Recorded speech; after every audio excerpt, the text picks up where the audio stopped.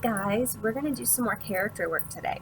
Remember, a character is who or what the story is about. Now today, instead of finding just any character in the story, we're going to focus on the main character. So that's the most important character in a fictional story. Remember, fictional stories are make-believe stories, like Pete the Cat. I love my white shoes. In this story, there was only one character. It was Pete the Cat. So it was pretty easy to figure out who the main character was. We saw him on all the pages in our story. We heard about him on all the pages in our story, and he's the only character that did anything in our book. Another book that we read together, The Rainbow Fish, had many characters in it. Remember, we talked about all the characters and we created some of them with Play-Doh. We said in our story here, we have the rainbow fish, the little blue fish who wanted his scales, the starfish who tried to help him, the octopus who gave him advice, and all the other fish that the rainbow fish talked to. Now, in this story, if we were looking for the most important character, we would look for the story of the character that the story is mostly about. The title of this book is The Rainbow Fish. That kind of gives us a hint and lets us think, this story might be about the rainbow fish. And when we think back in the story and we pay attention to all of the things that happened, we know that most of the things that were done by the rainbow fish. And most of the things that were said by the rainbow fish. Most of the decisions that were made by the rainbow fish. We see him on almost every single page in our story. That means our most important character, or our main character, is the rainbow fish in this book. Now today, I'm going to read a different story to you. The title of this story is Chrysanthemum. It's a long name with lots of letters. And today we're going to identify the main character in this story. The author and the illustrator are the same person for this book. His name is Kevin Hinkes. That means as the author, he wrote all the words in our story, and as the illustrator, he also drew all the pictures. Kevin Hinkes has written a lot of stories, and he does the writing and the drawings for all the books he does. Let's read Chrysanthemum and see if you can identify the main character. Chrysanthemum by Kevin Hinkes. The day she was born was the happiest day in her parents' lives. "She's perfect," said her mother. "Absolutely," said her father. And she was. She was absolutely perfect. "Her name must be everything she is," said her mother. "And her name must be absolutely perfect," said her father. And it was. Chrysanthemum. Her parents named her Chrysanthemum. Chrysanthemum grew and grew and grew. And when she was old enough to appreciate it, Chrysanthemum loved her name.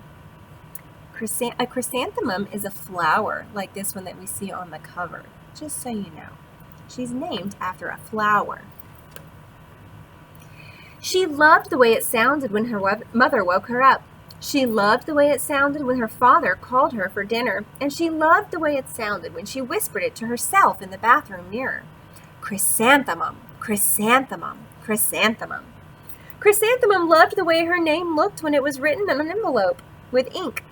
She loved the way it looked when it was written with icing on her birthday cake. And she loved the way it looked when she wrote it herself with her fat orange crayon. Chrysanthemum, chrysanthemum, chrysanthemum. Chrysanthemum thought her name was absolutely perfect. And then she started school. On the first day, Chrysanthemum wore her sunniest dress and her brightest smile. She ran all the way. "Hooray!" said Chrysanthemum. "School!" But when Miss Chud took roll call, everyone giggled upon hearing Chrysanthemum's name. Mrs. Chud Dawn, Eve, Lois, Al, Les, Kay, Max, Sue, Bill, Pat, Tom, Sam, Ken, Joe, Rita, Victoria, Chrysanthemum. "It's so long," said Joe. "It scarcely fits on your name tag," said Rita, pointing. "I'm named after my grandmother," said Victoria. "You're named after a flower." Chrysanthemum wilted. She did not think her name was absolutely perfect. She thought it was absolutely dreadful. I wonder, what does dreadful mean? Look at her face. Do you think dreadful could be a good word or a bad word for how she feels about her name? The rest of the day was not much better. During nap time, Victoria raised her hand and informed Mrs. Chudd that Chrysanthemum's name was spelled with 13 letters. "That's exactly half as many letters as there are in the entire alphabet," Victoria explained. "Thank you for sharing that with us, Victoria," said Mrs. Chudd. "Now put your head down." "If I had a name like yours, I'd change it," Victoria said as the students lined up to go home. "I wish I could," thought Chrysanthemum miserably. "Welcome home," said her mother. "Welcome home," said her father. "School is no place for me," said Chrysanthemum. "My name is too long. It scarcely fits on my name tag, and I'm named after a flower." "Oh, pish," said her mother. "Your name is beautiful, and precious, and priceless, and fascinating, and winsome," said her father. All those words mean the same thing. "It's everything you are," said her mother. "Absolutely perfect," said her father. Chrysanthemum felt much better after her favorite dinner, macaroni and cheese with ketchup, and an evening filled with hugs and kisses and parcheesi. That night, Chrysanthemum dreamed that her name was Jane. It was an extremely pleasant dream. The next morning, Chrysanthemum wore her most comfortable jumper. She walked to school as slowly as she could. She dragged her feet in the dirt. "Chrysanthemum, Chrysanthemum, Chrysanthemum," she wrote. "She even looks like a flower," said Victoria as Chrysanthemum entered the playground. "Let's pick her," said Rita, pointing. "Let's smell her," said Joe. Chrysanthemum wilted. She did not think her name was absolutely perfect. She thought it was absolutely dreadful. The rest of the day was not much better. During nap time, Victoria raised her hand and said, "A chrysanthemum is a flower. It lives in a garden with worms and other dirty things." "Thank you for sharing that with us, Victoria," said Mrs. Chudd. "Now put your head down." "I just cannot believe your name," Victoria said as the students lined up to go home. "Neither can I," thought Chrysanthemum miserably. "Welcome home," said her mother. "Welcome home," said her father. "School is no place for me," said Chrysanthemum. "They said I even look like a flower. They pretended to pick me and smell me." "Oh, pish," said her mother. "They're just jealous, and envious, and begrudging, and discontented, and jaundiced," said her father. "Who wouldn't be jealous of a name like yours?" said her mother. "After all, it's absolutely perfect," said her father.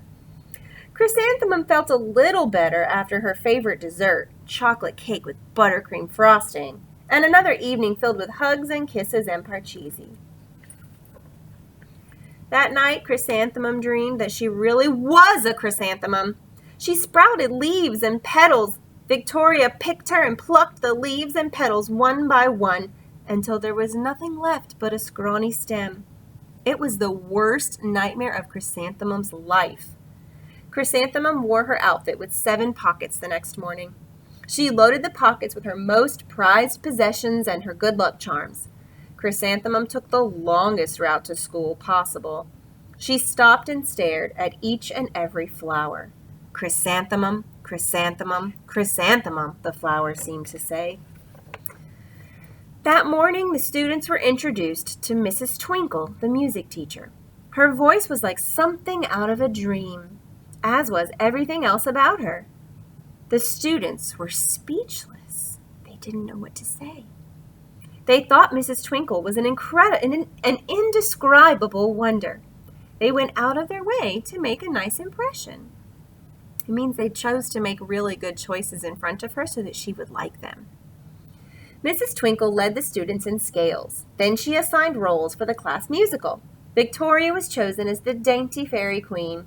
Rita was chosen as the spiffy butterfly princess. Jo was chosen as the all-important pixie messenger. And Chrysanthemum was chosen as a daisy. Chrysanthemum's a daisy, chrysanthemum's a daisy, Jo, Rita, and Victoria chanted, thinking it was wildly funny. Chrysanthemum wilted. She did not think her name was absolutely perfect. She thought it was absolutely dreadful. "What's so humorous?" asked Mrs. Twinkle. "Chrysanthemum," was the answer. "Her name is so long," said Jo. "It scarcely fits on her name tag," said Rita, pointing. "I'm named after my grandmother," said Victoria. "She's named after a flower." "My name is long," said Mrs. Twinkle. "It is?" asked Jo. "My name would scarcely fit on a name tag," said Mrs. Twinkle. "It would?" said Rita, pointing. "And," said Mrs. Twinkle, "I'm named after a flower, too." "You are?" said Victoria. "Yes," said Mrs. Twinkle. "My name is Delphinium, Delphinium Twinkle, and if my baby is a girl, I'm considering Chrysanthemum as a name. I think it's absolutely perfect." Chrysanthemum could scarcely believe her ears. She blushed. That means her cheeks turned pink. She beamed. She bloomed. Chrysanthemum, chrysanthemum, chrysanthemum. Jo, Rita, and Victoria looked at Chrysanthemum longingly. "Call me Marigold," said Jo. "I'm Carnation," said Rita, pointing. "My name is Lily of the Valley," said Victoria. Chrysanthemum did not think her name was absolutely perfect. She knew it. Overall, the class musical was a huge success. Chrysanthemum was absolutely perfect as a daisy. Victoria made the only mistake. She completely forgot her lines as the dainty fairy queen. Chrysanthemum thought it was wildly funny, and she giggled throughout the entire dance of the flowers. Eventually, Mrs. Twinkle gave birth to a healthy baby girl, and of course she named her Chrysanthemum. So remember, guys, your goal is to identify the main character in our story. We heard about lots of characters. We heard about Jo, Rita, Victoria, Mrs. Chud, Mrs. Twinkle, Chrysanthemum. Let's see. All her classmates were listed here too. And remember, the character can be who or what the story is about, so it can be a person, an animal, or a creature. But in this story, we're looking for the most important character. So who is this story mostly about?